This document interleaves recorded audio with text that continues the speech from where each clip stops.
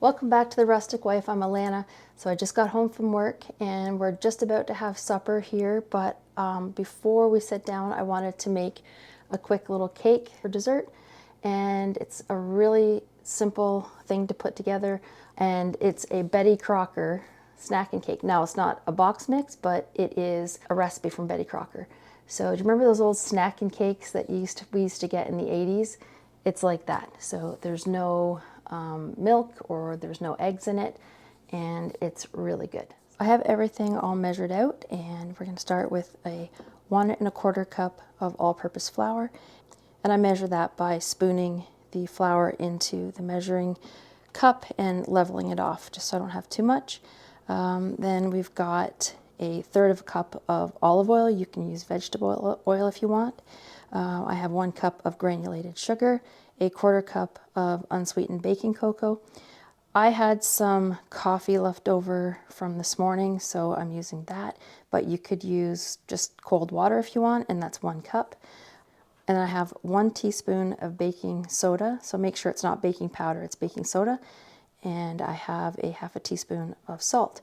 Then we're going to add 1 teaspoon of plain white vinegar and a 1/2 teaspoon of vanilla. I'm just going to eyeball that, so it's probably going to turn it to be a full teaspoon. And then I'm going to add some chocolate chips. That's probably about, I don't know, 1/2 cup maybe. And so you don't have to add that if you don't want, but anyway, let's get started. So I have an 8x8 glass cake pan, and I've just put parchment paper in the bottom of mine, but if you don't have parchment, you can just grease it with some shortening or butter or whatever you like. And I have my oven preheated to 350 degrees. So get yourself a large mixing bowl, and I like to sift the dry ingredients in there. So we have, again, 1 1/4 cups of all-purpose flour and a 1/4 cup of unsweetened baking cocoa, 1 teaspoon of baking soda, and then I have a 1/2 teaspoon of salt.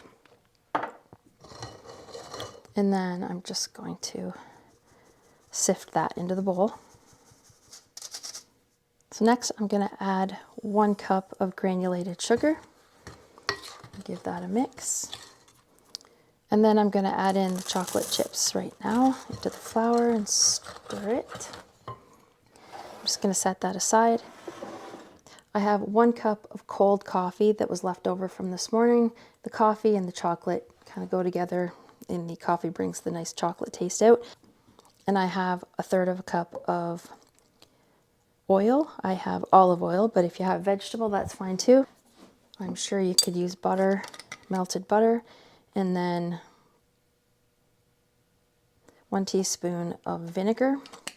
The vinegar is going to activate the baking soda in your cake and help it rise. And just, oops, just going to eyeball that. So that's probably a teaspoon. The recipe calls for a 1/2 teaspoon, but I like to add more. I'm just going to mix it all together.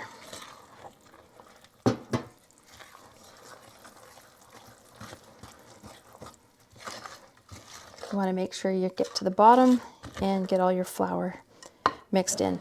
So technically, I guess mine wasn't 1 bowl since I used my measuring cup, but I pre-measured everything. So you can just measure it all into your bowl. So I'm just going to pour it into the baking pan.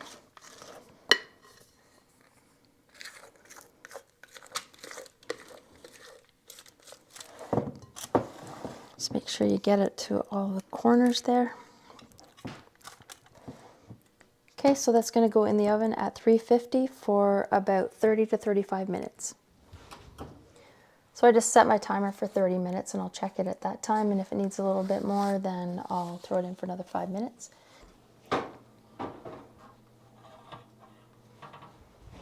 All right, that was in the oven for 35 minutes actually. I checked it at 30 minutes, and you can see it kind of sunk just a tiny little bit. It's because I stuck my finger in there when it wasn't quite done. So don't do that. So I'm just going to let this cool for a little bit, and I will cut it in about 10 minutes, and we're going to eat it warm with some ice cream, or you can serve it with whipped cream too, or cool it completely and put icing sugar on top. That's good.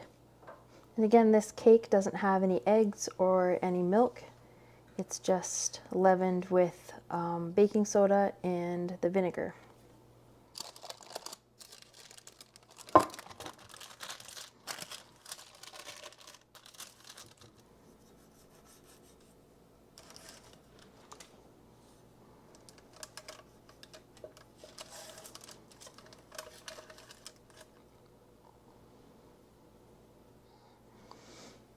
There you go. This is still warm, so the chocolate will be melty.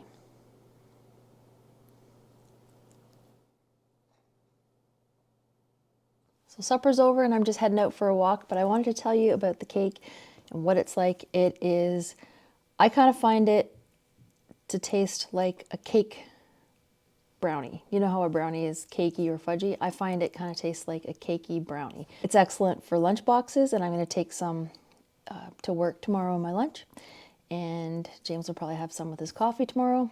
I will leave the original recipe down in the description box, and again, it is a Betty Crocker recipe, so I'll leave that down there.